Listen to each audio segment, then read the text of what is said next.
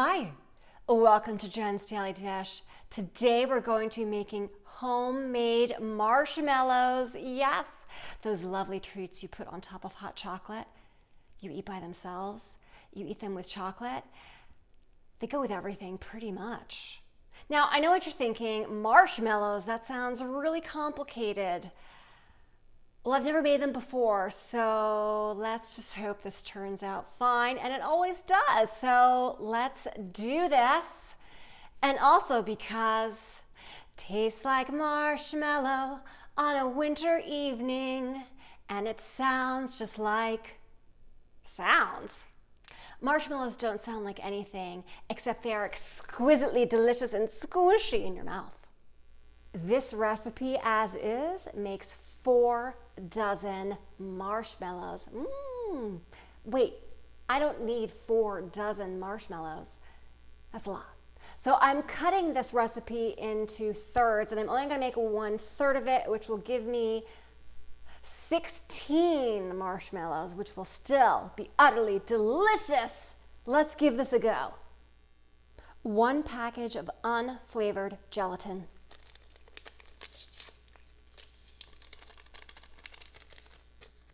I had 1/3 cup of cool water, which I split into 2. This is 1/6 cool water. Into the bowl it goes. Mix to combine.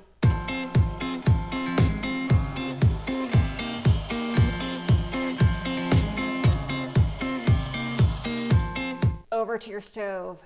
We're going to combine the ingredients on a medium to low heat until the sugar dissolves, and then we're going to crank the heat up to high, not touching it, and let it reach 240 degrees Fahrenheit, and then we're going to pour that into the softened gelatin which we just made. Sounds simple, right? Right? 1/2 cup sugar. 1/3 cup corn syrup. 1/32 of salt, just a pinch of salt. The other half of the cool water, this is 1/6 cup cool water. Stir until dissolved.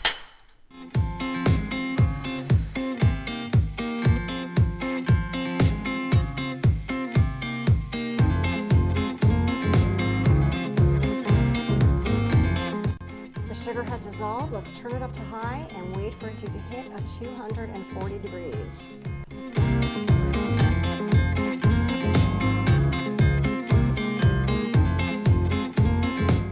On low speed, slowly pour into your gelatin mixture.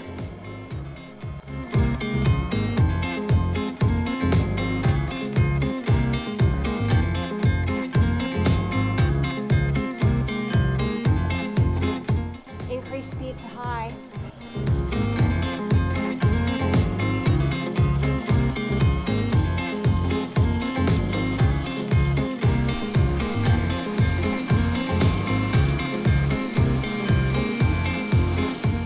Hey you!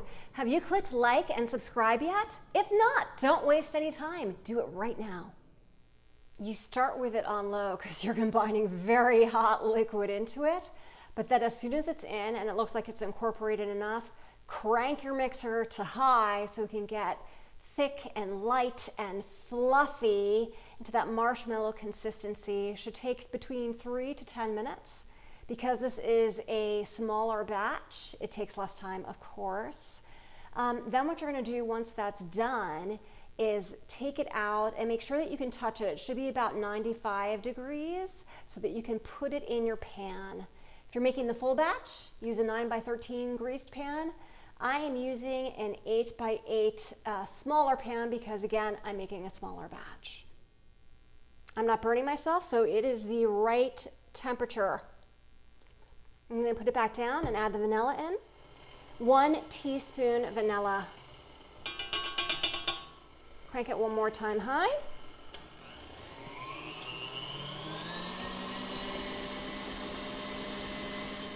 All right, let's go ahead and pour it in the pan. I'm going to use my fingers to flatten it out here. Oh, look at that. I am very happy with this.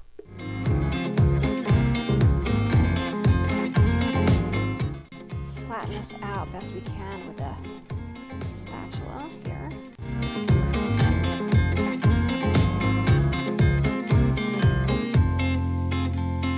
Okay, now I'm going to smooth the rest out by hand. So I'm going to dip my fingers in a bowl of water here. Oh, I see how the water just kind of glides on the top. Look at that. It's going to make it nice and smooth.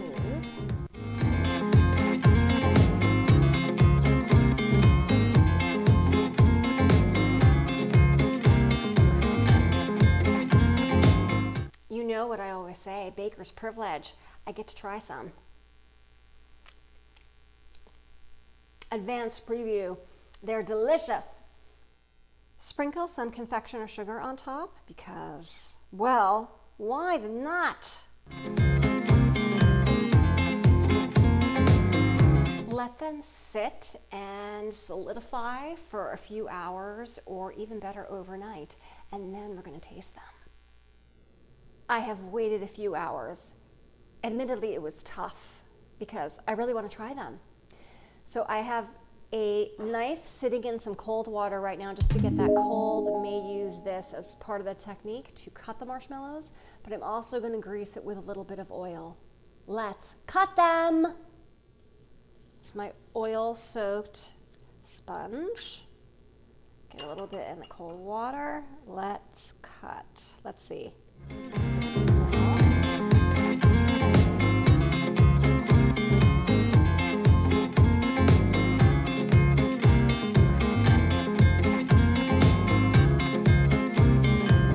Okay, let's see how they will come out of here. But it is coming right out. Look at that. Oh, look at that, a perfect square. Let's do that with the rest. And then we're going to cover them with chocolate.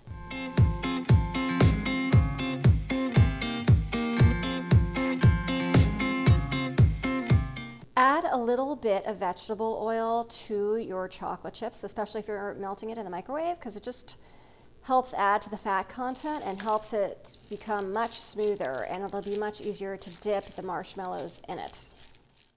When you're doing it in the microwave, a cup of chocolate chips should take about 90 seconds total, but do it in 30-second increments.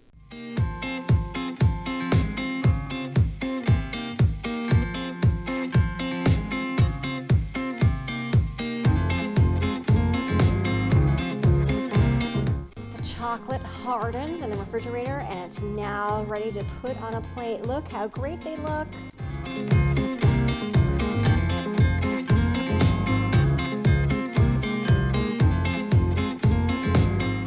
Inspection time.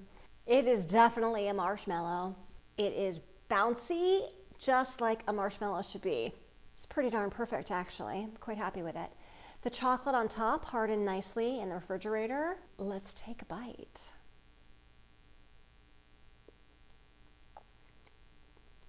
It is so light and fluffy. It is much lighter than any store-bought marshmallow that you might get. It just sort of melts in your mouth. These are delicious. If you didn't want to put chocolate on top of yours, that's totally fine. Do you want to put sprinkles on yours? Yes.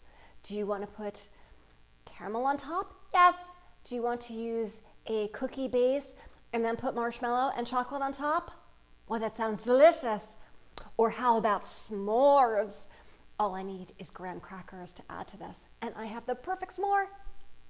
The possibilities are endless. You can flavor it with maple or vanilla like I did, or peppermint. That too would be delicious. If I can do this, homemade marshmallows. Homemade marshmallows.